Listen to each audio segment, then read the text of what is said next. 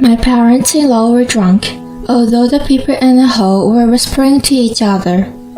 My in-laws apparently didn't care about this, as they continued to curse at me.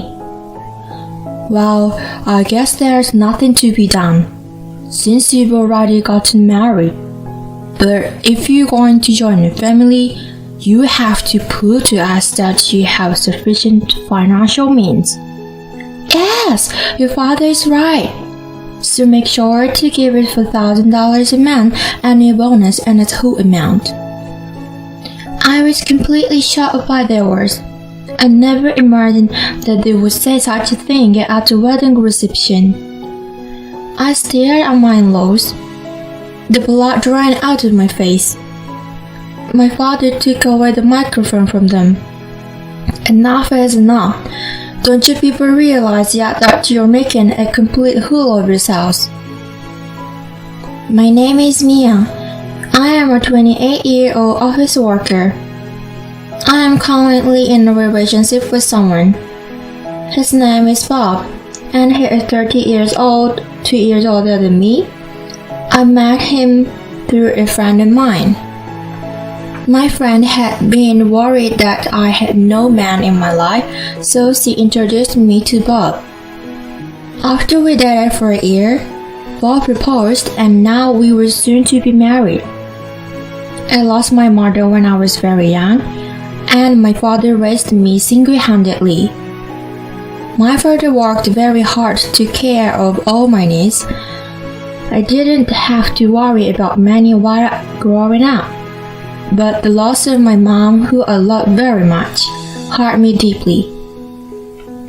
Because I had lost someone I had cared so deeply about and not wanting to experience something like that again, I had a tendency to put on my brakes when it came to my emotions. Because of that, I had basically no experience dating anyone since my school days. I even thought it would be okay if I remained single for the rest of my life. Then I met Bob. At first, I didn't have any romantic feelings for him, but Bob asked me out many times. Bob really cared about me and was like a gentleman.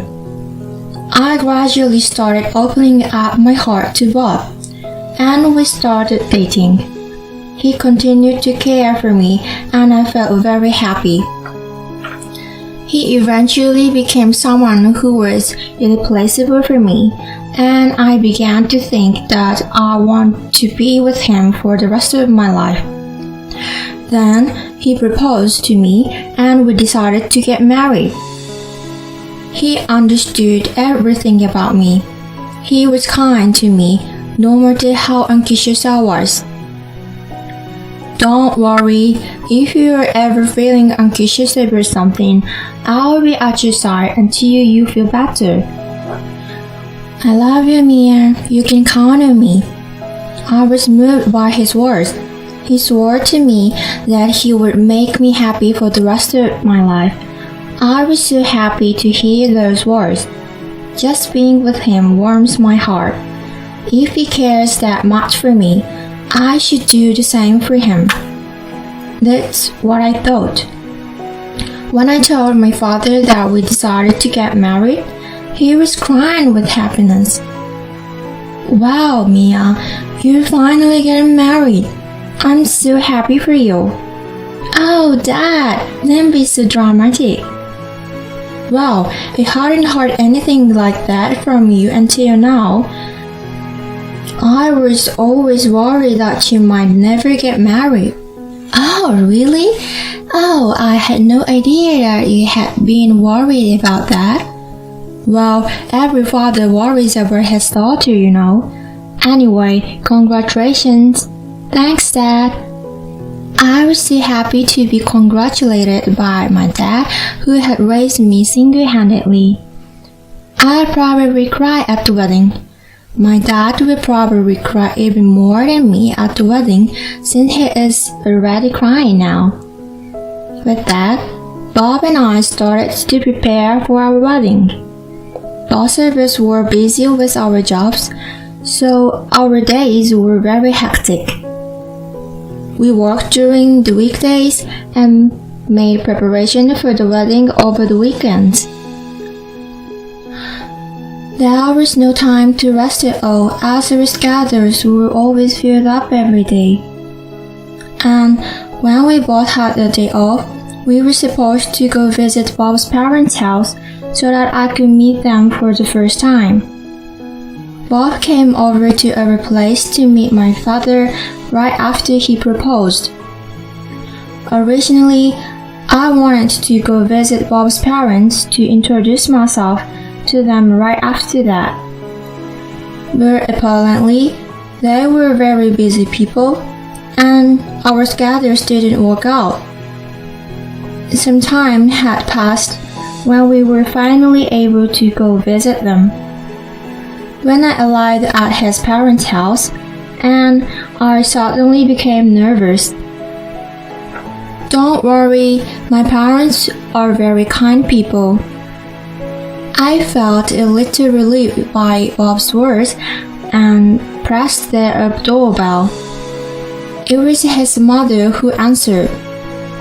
"Mom, I'm home." "Welcome home, Bob. It's so good of you to come." His mother seemed very kind as she talked with her son. I greeted her as politely as I could. "Nice to meet you. My name is Mia, and I'm Bob's fiancée." "I see.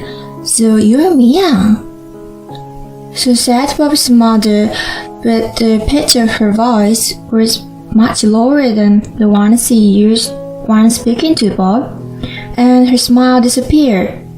She looked at me from top to bottom as if I were some kind of merchandise. After that, she led us to the living room, but her cold attitude towards me didn't change. "Mia, I wonder how much you're worth." "Sorry?" "Bob is our treasure and our only child. If you're going to marry him, you need to be a suitable wife for Bob. I wonder if you're worthy of it." I was taken aback by the question. It seemed more than an interrogation. Well, I hadn't expected such a cold attitude from my in-law. I'm at a loss for words. "You're going to join a family, you know. Are you ready for that?"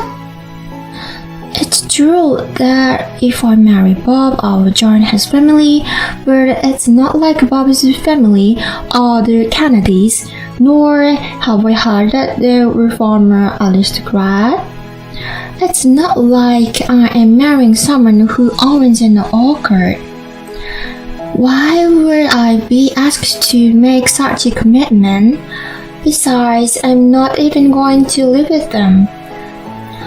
I don't need to be pressured by questions like these." As I was thinking like that, his mother, perhaps annoyed at my slow reply, his mother looked like the devil herself. "When I ask you a question, answer me right away. You're so ill-behaved. I'm asking if you're ready for this." As she continued to yell at me like that, I finally managed to get a few words out despite the pressure. "I hope that Bob and I will be able to support each other in our marriage." When I said that, his mother wasn't convinced. "What a spoiled thing to say! You aren't going to support each other, you are going to support Bob. It's your job as a wife to support your husband. You don't even understand the basics." Then his father, who was sitting next to Bob's mother, cut in and said, "Honey, calm yourself down." Well, sorry about that, Mia. You mustn't bring started with my wife's words." "Well, it's alright." His mother is very protective of her only son, Maybe she's just a little nervous and spoke such harsh words. His father spoke in a quiet, calm, and gentle tone. He must be a kind man. But my relief was short-lived. His father, still with a smile on his face, said the most unexpected words. What my wife says is actually justified. What concerns me the most is the fact that you come from a single-parent family. What do you mean by that? Well, to be raised by just one parent, it doesn't have a good public image. We can't be too happy to have such a person become the wife of our only son, can we? Oh, wait a minute. As you can imagine, I cannot let this one pass. What is wrong with being raised by a single parent? My father worked very hard to raise me by himself. I am very grateful for that, and I am proud of my father. Being raised by a single parent doesn't make me any less valuable. Well, still the fact that you were missing one parent, you couldn't have learned how to be a good wife and do housework and things like that. As for housework, I did as much as I could so as not to overburden my father. I can also cook pretty well, so please don't say that. Even though I said so, Bob swore to ignore my words. And finally, he said this. I will allow you to marry Bob. In exchange, you must promise to devote everything to Bob. That means you will do everything we ask you to do because we are Bob's parents. Can you promise me that? What? Well, since you came here to ask for our permission to marry a son, you do know what your duties are, don't you? Before I could say anything more, he carried on with the conversation. I found that my in-laws had completely monopolized this conversation and had little opportunity to argue with them. The night, as I grew more anxious about the marriage, I decided to confide my feelings to Bob. Say, Bob, does your father and mother always talk to people like that? What?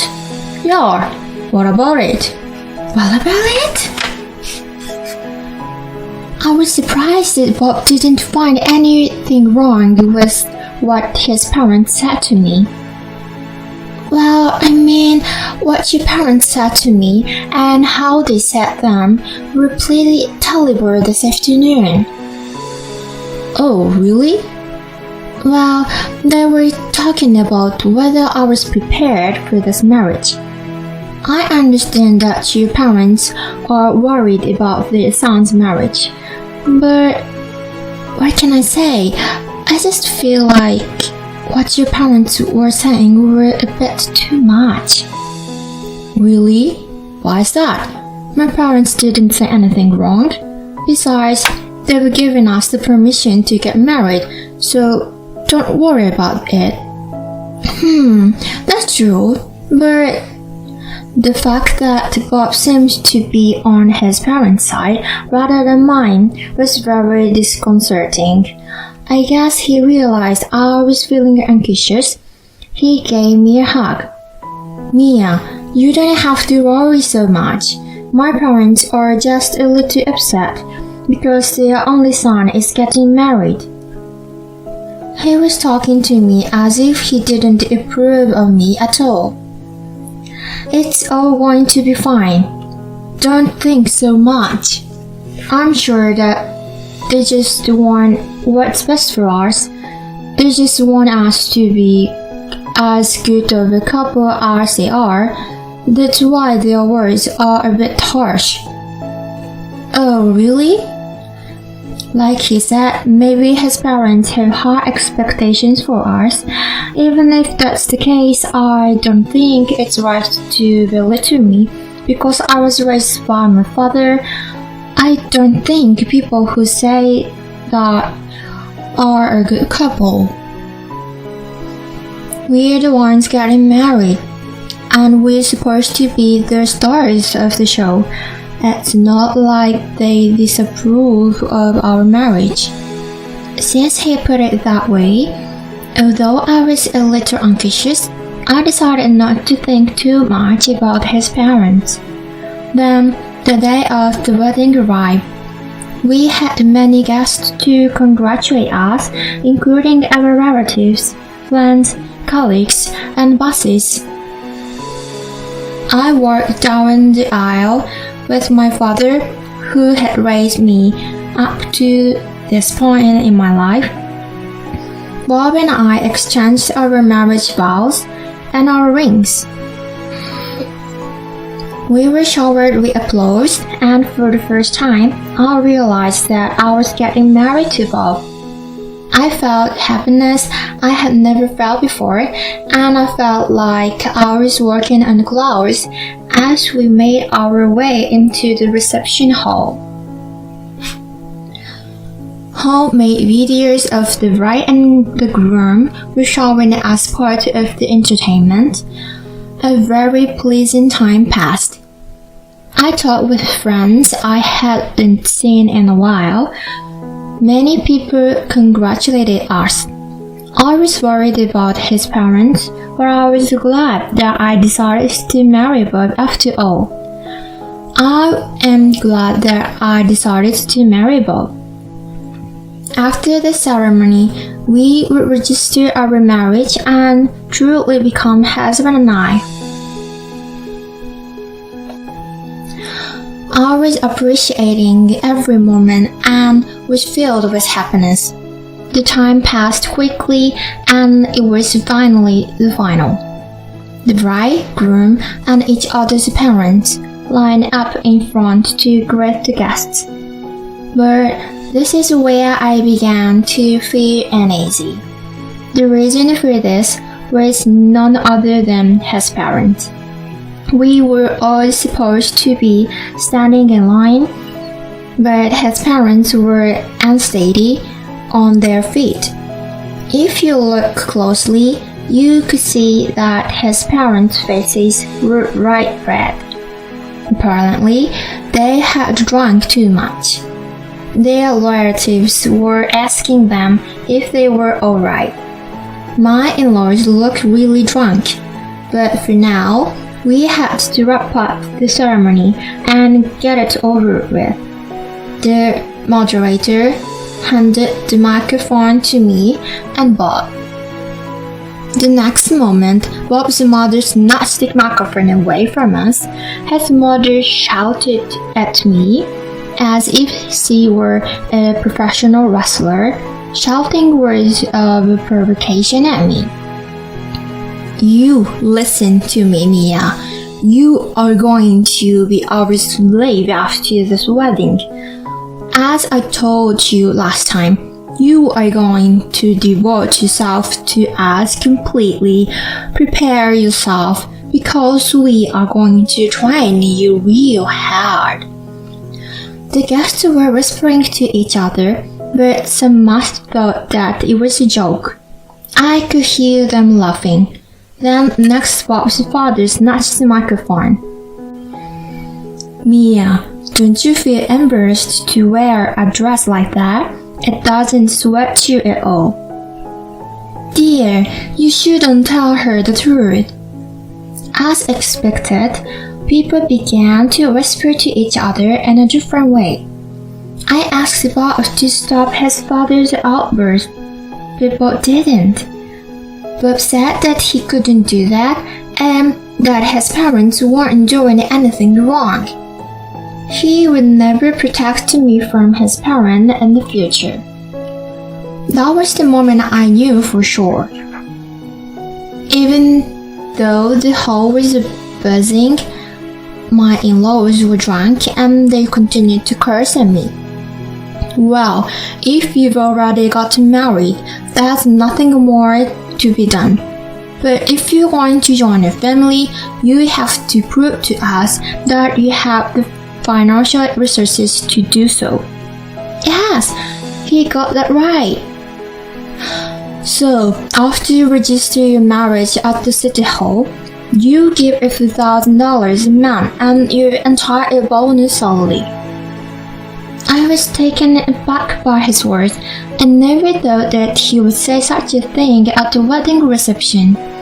As I stared at them with the blood draining from my face, my father took the microphone away from his parent. Enough of this. Don't you people realize yet that you are making a fool of yourselves? Despite the fact that my father said this with some degree of respect, his parent glared at my father. What are you trying to interrupt us while we're talking? I knew this woman's father was no good. That's why single parents are never any good. Why do they talk the way they do? How dares he insult my father? My father sighed and calmly replied, You people are even worse than I imagined. You even refuse to meet with me because I am a single father. I never imagined that someone like that would be working for President Anderson. President Anderson is such a wonderful character. I thought his employees must also be good people. When my father said that, my father-in-law's expression suddenly turned serious. How do you know the president? He's president and my company's business partner, and more importantly, he's an old friend of mine. More importantly, you mentioned earlier about single parents. President Anderson was raised by his mother alone. In other words, you made fun of the president of the company you work for. My in-law's face paled at my father's comment. He probably understood what the mess he had gotten himself into. I apologize, sir. Please could you not say this to the president? Saying that, my in-law started to get down on his knees. A moment ago, he was acting as though he were a king. I was so excited to be the one to take charge of this place, but now he looks like a foreign warrior, and I could hear laughter from the guests. There were even people who took out their cell phones to take videos of the scene. No matter how much you apologize, you can't erase your words, my dad said. My dad walked up to me and asked if I wanted to go back home with him. I said yes and took the microphone from Bob's hand. Thank you very much for the great entertainment. There will be no marriage, I told Bob and his parents. And to all of you who attended, I will make sure to return the money you gave us for this occasion. And I left the reception hall with my dad. I caught a glimpse of him and his parents in a date, but soon after, his relatives rushed over and I saw them yelling with some terrible expressions on their faces. It must be a complete chaos now. I went around apologizing to the guests as I returned their money. They all expressed their sympathy for me. They praised both me and my dad for what we did, saying it was good we weren't taken advantage of by such terrible people.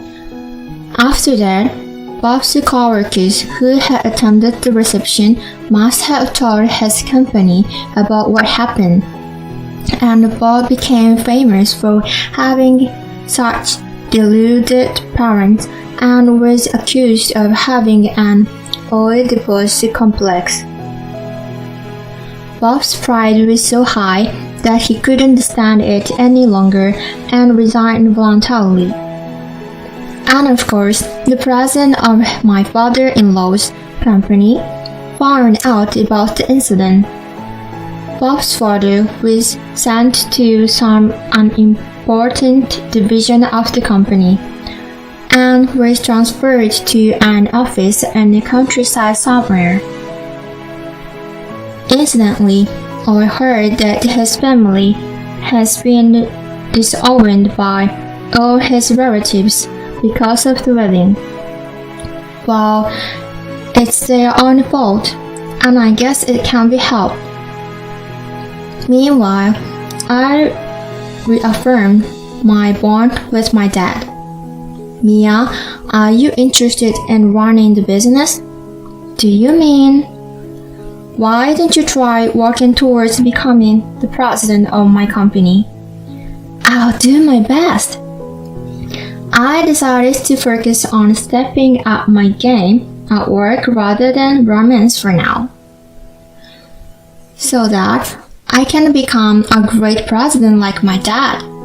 I am currently working at my father's company and desperately trying to learn the job. Mia's in-laws are incredible people, ruining a wedding reception like that. But it's a good thing that they were able to break up before registering their marriage. Now that Mia has nothing to worry about, she can go on to be the president in peace. I wish Mia all the best. Thank you for watching to the end. Please subscribe to our channel if you like. See you in the next video.